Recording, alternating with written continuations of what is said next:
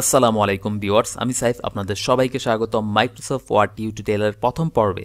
তো আমি আশা করছি এই টিউটোরিয়ালগুলো যদি আপনারা প্রথম পার্ট থেকে শুরু করে শেষ পার্ট পর্যন্ত দেখেন তাহলে আপনি মাইক্রোসফট ওয়ার্ডের পুরোটা শিখতে পারবেন। তো আশা করছি এই সবগুলো ভিডিও আপনি পার্ট টু পার্ট দেখবেন। তো সবগুলো ভিডিও দেখলেই হবে না, দেখার পাশাপাশি অবশ্যই আপনাকে প্র্যাকটিস করতে হবে। যত বেশি প্র্যাকটিস করবেন তত বেশি আপনি এক্সপার্ট হবেন। তো এই প্রথম পর্বে আমরা দেখব কিভাবে মাইক্রোসফট ওপেন করতে হয়। ওপেন করার পর আমরা কিছু ইন্টারফেস দেখে নেব মাইক্রোসফটের। যদি প্রথম দিকে আমরা ইন্টারফেস দেখে নেই সেক্ষেত্রে আমরা পরে যখন কাজ করতে যাব তখন কিন্তু আমাদের সবগুলো চেনা পরিচিত থাকবে, তখন কিন্তু আমাদের কাজ করাটাও সহজ হবে। তো মাইক্রোসফট ওয়ার্ডটি ওপেন করলে আপনি এরকম ইন্টারফেস দেখতে পাবেন। এখানে অনেকগুলো টেমপ্লেট দেখতে পাচ্ছেন, চাইলে আপনি এখান থেকে ওই ক্যাটাগরিতে সিলেক্ট করে আপনার পছন্দ মতো ডকুমেন্ট বানাতে পারবেন। যেহেতু এটা বিগিনার টিউটোরিয়াল সেজন্য ব্ল্যাঙ্ক ডকুমেন্টে ক্লিক করলাম। আপনি চাইলে এখান থেকে একটি ব্ল্যাঙ্ক ডকুমেন্টে ক্লিক করতে পারবেন। তো এখন আমরা মাইক্রোসফট ওয়ার্ডের ইন্টারফেস সম্পর্কে জানব। ওপরেই দেখতে পাচ্ছেন ডকুমেন্ট, এটা হচ্ছে আপনার ডকুমেন্টের টাইটেল, মানে ডকুমেন্ট আপনার কি নামে থাকবে। আর ডকুমেন্টের নিচে দেখতে পাচ্ছেন যে টাইটেলের নিচে দেখতে পাচ্ছেন এটার নাম হচ্ছে রিবন বার। আর নিচে যেই সাদা অংশটি দেখতে পাচ্ছেন রিবন বারের নিচে, সেটাই হচ্ছে আপনি এখানে যা লিখবেন সেখানে তাই শো করবে, মানে আপনার ডকুমেন্টের মূল অস্ত্র। এরপরে সাদা অংশের নিচেই দেখতে পাবেন এখানে কয়েকটি ফাংশন আছে, প্রিন্ট লেআউট, ওয়েব লেআউট, তাছাড়াও এখানে দেখতে পাচ্ছেন zoom out zoom in option আছে। চাইলে আপনি এখান থেকে জুম আউট জুম ইন করে নিতে পারবেন। আপনার ডকুমেন্টটি আপনার বোঝার সুবিধার্থে আপনি চাইলে জুম করে নিতে পারবেন, জুম আউট করতে পারবেন। তো এরপর আমরা বাম সাইডে লক্ষ্য করলে দেখতে পাবো পেজ 1 অফ পেজ 2। আপনি যেই কটা পেজ বানাবেন সেই কটা পেজ এখানে শো করবে। আর এর ডান পাশে দেখতে পাচ্ছেন ওয়ার্ড। তো এখানে আপনি যতগুলো ওয়ার্ড লিখবেন এটা এখানে শো করবে। তো আমি ওয়ার্ড লিখে দেখাচ্ছি। এই যে এখানে দেখতে পাচ্ছেন যে 2টি ওয়ার্ড লিখেছি আর 2টি এখানে শো করছে। তো এরপর আমরা একদম উপরের বাম সাইডে দেখতে পাবো ফাইলে যদি ক্লিক করি তাহলে এখানে দেখতে পাবো ইনফো। তো ইনফোতে গেলে আমরা দেখতে পাবো প্রোটেক্ট ডকুমেন্ট। এখানে আপনি চাইলে আপনার যে ডকুমেন্টটি আছে সেই ডকুমেন্টে আপনি পাসওয়ার্ড দিতে পারবেন, আপনি ছাড়া অন্য কেউ এই ডকুমেন্টটি দেখতে পাবে না। তাছাড়াও এখানে আরও অপশন আছে, এগুলো আমরা পরে দেখব। আর এখানে দেখতে পাচ্ছেন প্রপার্টিস, মানে এখানে আপনার যে নামটা আছে, টাইটেল, ট্যাগ, কমেন্ট, এগুলো আপনি দেখতে পারেন। এরপর নিচে দেখতে পাচ্ছেন নিউ, আপনি যদি নিউ ক্লিক করেন তাহলে আপনি অন্য আরেকটি ডকুমেন্ট এখানে বানাতে পারবেন। তাছাড়াও এখানে আছে ওপেন, আপনার যদি কোনো আগে থেকে ডকুমেন্ট বানানো থাকে সেক্ষেত্রে আপনি ওই ফাইলটি ওপেন করে এডিট করতে পারবেন। এরপর এখানে দেখতে পাচ্ছেন সেভ, এটা ইম্পর্টেন্ট। আমরা যখন কোনো নিউ ডকুমেন্ট ক্রিয়েট করব অবশ্যই আমরা প্রথমে সেভ করে নিব। এরপর নিচে দেখতে পাচ্ছেন সেভ এস, আমরা যখনই নতুন ডকুমেন্ট ক্রিয়েট করব সেক্ষেত্রে আমরা প্রথমেই সেভ করে নিব।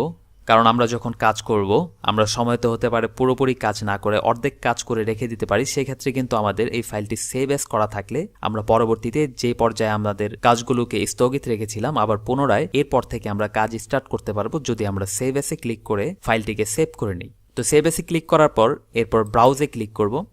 ব্রাউজে ক্লিক করার পর আপনার পছন্দ মতো আপনার যেই ড্রাইভে, পেন ড্রাইভে বা কম্পিউটার হার্ড ডিস্কে যেখানে আপনি রাখার প্রয়োজন সেখানে আপনি রাখতে পারেন। তো ডকুমেন্টে ক্লিক করার পর নিচেই দেখতে পাচ্ছেন ডটের পরে যে DOCX, এটা আপনি এডিট করবেন না। এর আগে যেই লেখাটি চাইলে আপনি এই লেখাটি পরিবর্তন করতে পারেন। এটা হচ্ছে আপনার ডকুমেন্টের টাইটেল। তো এক্সাম্পল আমি টেস্ট লিখে দিচ্ছি। টেস্ট লেখার পর নিচে দেখতে পাচ্ছেন সেভ এস টাইপ, আপনি চাইলে এখানে টাইপ সেভ করবেন। তো ডিফল্টভাবে এটাই সিলেক্ট করা থাকে। তো এটাতে ক্লিক করে তারপর সেভে ক্লিক করব। সেভে ক্লিক করলেই আমাদের এই ফাইলটি সেভ হয়ে যাবে। তো আমরা এখানে যতটুকু কাজ করব ততটুকু করার পর আমরা আবার ফাইলে যাব। ফাইলে যাওয়ার পর সেভে ক্লিক করলেই আমরা যতটুকু কাজ করলাম অতটুকু সেভ হয়ে থাকবে। পরবর্তীতে চাইলে আমরা মাইক্রোসফট ওয়ার্ডটি কেটে দিয়ে আবার পুনরায় আমরা ওই কাজটি আবার করতে পারবো। তো এরপরের অপশনগুলো আমরা দেখে নেই। ফাইলে যাব আবার। তো সেভ এস এর নিচে এখানে দেখতে পাচ্ছেন প্রিন্টে ক্লিক করলে আপনার কয় কপি লাগবে এখান থেকে সিলেক্ট করে দিতে পারেন। তো এটা আমরা পরে দেখব কিভাবে প্রিন্ট করে। তো আমরা আপাতত ইন্টারফেস দেখছি। তাছাড়াও এখানে শেয়ার বাটন আছে, এখানে আপনি দেখতে পারেন। তারপর নিচে আছে এক্সপোর্ট, এখান থেকেও আপনি বিভিন্ন ফরম্যাটে ফাইলকে এক্সপোর্ট করতে পারবেন। তো এখানে দেখতে পাচ্ছেন ক্লোজ করলে আপনার মাইক্রোসফট ওয়ার্ডটি ক্লোজ হয়ে যাবে। তাছাড়াও এখানে অফিস ট্যাব দেখতে পাচ্ছেন, অ্যাকাউন্ট দেখতে পাচ্ছেন, ফিডব্যাক অপশন, তো এগুলো আমরা পরবর্তীতে দেখব। তো আমরা এতক্ষণ কিছু ইন্টারফেস দেখলাম। তো এখন আমরা মাইক্রোসফট ওয়ার্ডে কিছু লিখব। তো আমরা কিছু পেস্ট করে দেই এখানে।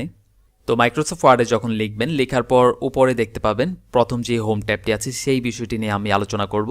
তো প্রথম যে দেখতে পাচ্ছেন কাট, এর নিচে দেখতে পাচ্ছেন কপি, এরপর নিচেই দেখতে পাচ্ছেন ফরম্যাট পেইন্টার। তো এই তিনটি অপশনের কাজ এই টিউটোরিয়ালে আমরা দেখব।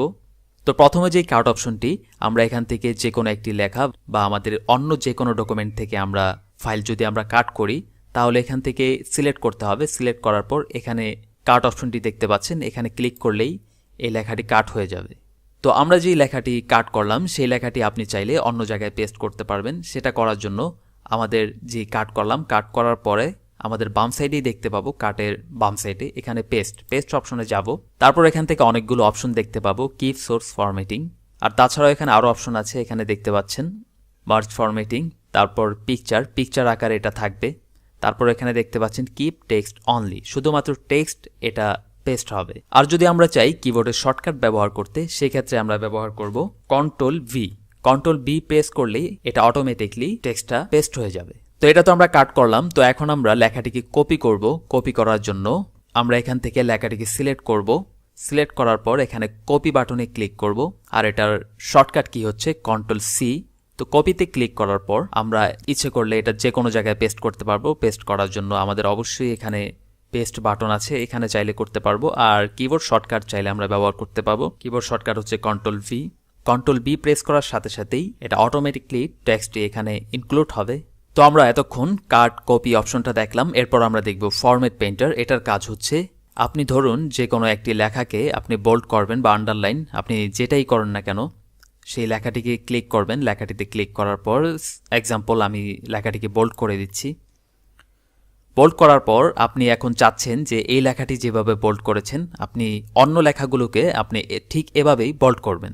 তো সেই ক্ষেত্রে এই লেখাটিকে প্রথম বোল্ড করে আপনার ফরম্যাট পেইন্টার অপশনে ক্লিক করবেন।